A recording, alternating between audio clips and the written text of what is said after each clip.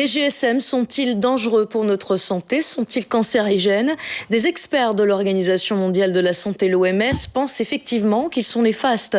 Ils ont rédigé un rapport inquiétant sur les ondes de téléphone portable et le Wi-Fi. Vincent Jamoul, Marc Évrard. Pour l'OMS, le niveau de dangerosité des GSM est comparable à celui des fibres de laine de vache. Déjà des préconclusions qui vont dans le sens que c'est potentiellement cancérigène pour l'homme et pour l'animal, c'est clairement établi. Donc faire cette reconnaissance aujourd'hui est, je pense, un pas important vers la protection des consommateurs.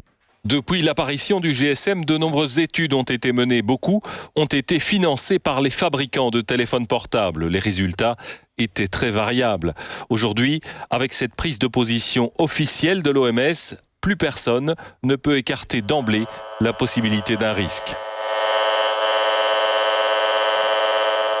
Quelques conseils: évitez de téléphoner là où le réseau est très faible, utilisez une oreillette avec fil qui diminue par 10 le rayonnement électromagnétique et surtout, limitez le temps d'utilisation.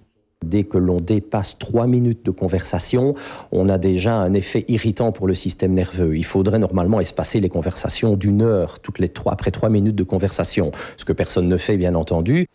L'Organisation mondiale de la santé invite les chercheurs à continuer leurs travaux et estime qu'il est important de prendre des mesures concrètes afin de réduire l'exposition de la population aux ondes produites par les GSM. Les GSM sont-ils cancérigènes? C'est la question qui sera abordée demain dans l'émission RTL Plus à 12h40.